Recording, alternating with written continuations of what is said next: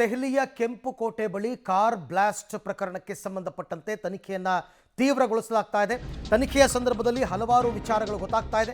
ಕೆಂಪುಕೋಟೆ ಬಳಿ ಸ್ಫೋಟಕ್ಕೆ ammonium nitrate ಬಳಕೆ ಮಾಡಿರೋ ಶಂಕೆ ಇದೆ.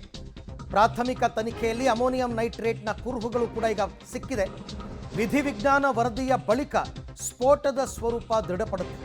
ಈಗಾಗಲೇ FSL ಟೀಮ್ ಬಂದು ಅಲ್ಲಿ ಅವಶೇಷಗಳನ್ನೆಲ್ಲ ಎತ್ಕೊಂಡು ಹೋಗಿದ್ದಾರೆ. ಅದರಲ್ಲಿ ಅಮೋನಿಯಂ ನೈಟ್ರೇಟ್ ವಸ್ತು ಇರ್ತಕ್ಕಂಥದ್ದು ಗೊತ್ತಾಗಿದೆ. ನಿಮಗೆ ಸ್ಫೋಟಕ್ಕೆ ಬಳಸಿರುವ ವಸ್ತು ಯಾವುದು ಅನ್ನೋದ್ರ ಮೇಲೆ ಯಾವ ಸಂಘಟನೆಯವರು ಈ ಕೃತ್ಯವನ್ನು ಎಸಗಿದ್ದಾರೆ ಅಂತಲೂ ಕೂಡ ಗೊತ್ತಾಗುತ್ತೆ. ಯಾವ ಸಂಘಟನೆಯವರು ಯಾವ ರೀತಿ ಸ್ಫೋಟಕಗಳನ್ನು ಬಳಸ್ತಾರೆ, IED ಬಳಸಿದಾರಾ ಅಥವಾ ಇನ್ಯಾವುದಾದ್ರೂ ಬಾಂಬ್ಗಳನ್ನ ಬಳಸಿದಾರಾ, ಈ ಥರ ಕೆಮಿಕಲ್ಸ್ಗಳು ಯಾವ್ದು ಸಿಗುತ್ತೆ, ಇದೆಲ್ಲವೂ ಕೂಡ ಗೊತ್ತಾಗಬೇಕು. ಸದ್ಯಕ್ಕಂತೂ ಅಮೋನಿಯಂ ನೈಟ್ರೇಟ್ ಇದು CNG ಸ್ಫೋಟ ಅಲ್ಲ ಅಂತಕ್ಕಂಥದ್ದು ಕನ್ಫರ್ಮ್ ಆಗ್ತಾ ಇದೆ. ಆಮೇಲೆ ಅದರ ತೀವ್ರತೆ ಕೂಡ ಹಾಗೇ ಇದೆ. ಅದರ ತೀವ್ರತೆ ಹೇಗಿತ್ತು ಅಂದರೆ ಅಕ್ಕಪಕ್ಕದ ವಾಹನಗಳು ಕೂಡ ಚಲ್ಲಾಪಿಲ್ಲಿಯಾಗಿ ಬಿದ್ದೋಗಿದ್ವು, ಛಿದ್ರವಾಗಿಬಿಟ್ಟಿದ್ವು. ಹಾಗಾಗಿ ಅಮೋನಿಯಂ ನೈಟ್ರೇಟ್ ಬಳಸಿದ್ದಾರೆ. ಅದರ ಕುರುಹು ಕೂಡ ಈಗ ಪತ್ತೆಯಾಗಿದೆ. ಆ ಕುರುಹನ್ನು ಇಟ್ಕೊಂಡು ಈಗ FSL ಅದನ್ನು ದೃಢಪಡಿಸಬೇಕು. ಇದೇ ವಸ್ತುವಿನಿಂದಲೇ ಸ್ಫೋಟ ಸಂಭವಿಸಿದೆ ಅಂತ ಗೊತ್ತಾಗಬೇಕು. ರಿಪೋರ್ಟ್ ಬರಬೇಕು. ಆ ರಿಪೋರ್ಟ್ ಬಂದ ನಂತರ ಒಂದಷ್ಟು ವಿಚಾರಗಳು ಕನ್ಫರ್ಮ್ ಆಗ್ತಾ ಹೋಗುತ್ತೆ. ಸ್ಫೋಟಗೊಂಡ ಕಾರಿನ ಹಿಂದೆ ಬಿದ್ದಿದೆ ತನಿಖಾ ತಂಡ. ಮೂಲ ಮಾಲೀಕರು ಯಾರು? ಸುಮಾರು 150ಕ್ಕೂ ಹೆಚ್ಚು CCTVಗಳ ಪರಿಶೀಲನೆಯನ್ನು ನಡೆಸಿದ್ದಾರೆ. ಕಾರು ದೆಹಲಿಗೆ ಎಂಟ್ರಿ ಆದ ಸ್ಥಳದಿಂದ ಸ್ಫೋಟದ ಸ್ಥಳದವರೆಗೂ ಅದು ಬಂದಿರತಕ್ಕಂಥದ್ರ ಮಾಹಿತಿ ಪಡಿತಾ ಇದ್ದಾರೆ.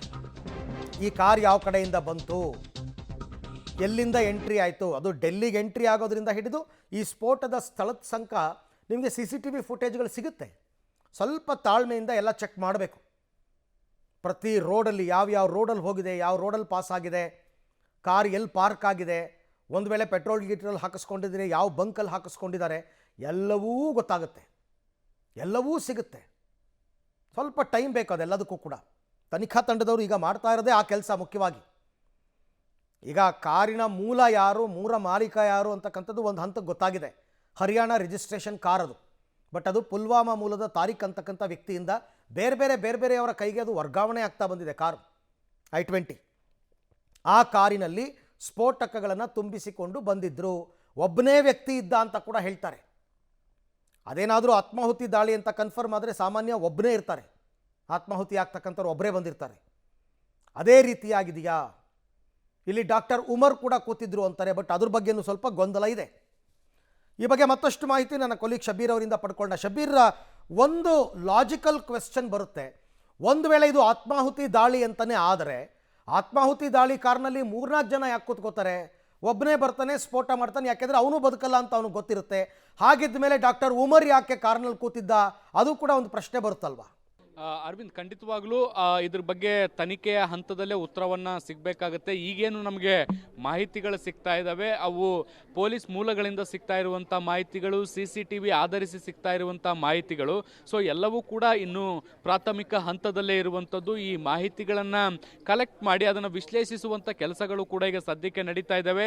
ಯಾವ ಆಯಾಮದಲ್ಲಿ ಈ ಒಂದು ಘಟನೆ ಆಗಿರ್ಬೋದು ಮತ್ತು ಹೇಗೆಲ್ಲ ಆಗಿರ್ಬೋದು ಅನ್ನುವಂಥ ಮಾಹಿತಿಗಳನ್ನು ಕೂಡ ಸಂಗ್ರಹ ಮಾಡಲಾಗ್ತಾ ಇರುವಂಥದ್ದು. ಸದ್ಯಕ್ಕೆ ಈಗ ನಮಗೆ ಸಿಕ್ಕಿರುವಂಥ CCTV ಫುಟೇಜ್ಗಳು ಹೇಳ್ತಾ ಇರುವಂಥದ್ದು, ಈ ಒಂದು I-20 ಗಾಡಿ ಏನಿದೆ ಅದು ಬದರ್ಪುರ್ ಮಾರ್ಗವಾಗಿ ದೆಹಲಿಯನ್ನು ಪ್ರವೇಶ ಮಾಡಿರುವಂಥದ್ದು ಅನ್ನುವಂಥದ್ದು ಗೊತ್ತಾಗ್ತಾ ಇದೆ. ಬದರ್ಪುರ್ ಅನ್ನುವಂಥದ್ದು ದೆಹಲಿ NCRನ ಗಡಿಭಾಗ ಆಗಿರುವಂಥದ್ದು. ಬದರ್ಪುರ್ ಕ್ರಾಸ್ ಮಾಡ್ತಾ ಇದ್ದಂತೆ ನಮಗೆ ಏನು ಹರಿಯಾಣಕ್ಕೆ ಎಂಟ್ರಿ ಸಿಗುತ್ತೆ. ಸೊ ಆ ಒಂದು ಮಾರ್ಗವನ್ನು ಬೆಳೆಸಿ ದೆಹಲಿಗೆ ಈ ಒಂದು ಕಾರ್ ಬಂದಿತ್ತು ಅನ್ನುವಂಥದ್ದು ಕೂಡ ಈಗ ಗೊತ್ತಾಗ್ತಾ ಇರುವಂಥದ್ದು. ಕಾರ್ನಲ್ಲಿ ಕೆಲವು ದೃಶ್ಯಗಳಲ್ಲಿ 3 ಜನ ಪತ್ತೆಯಾಗಿದ್ದಾರೆ, ಕೆಲವು ದೃಶ್ಯಗಳಲ್ಲಿ ಉಮರ್ ಮಾತ್ರ ಪತ್ತೆ ಆಗಿರುವಂಥದ್ದು. ಸೊ ಹೀಗಾಗಿ ಕೆಲವೊಂದಿಷ್ಟು ಗೊಂದಲಗಳು ಸಹಜವಾಗಿ ಸೃಷ್ಟಿಯಾಗಿರುವಂಥದ್ದು.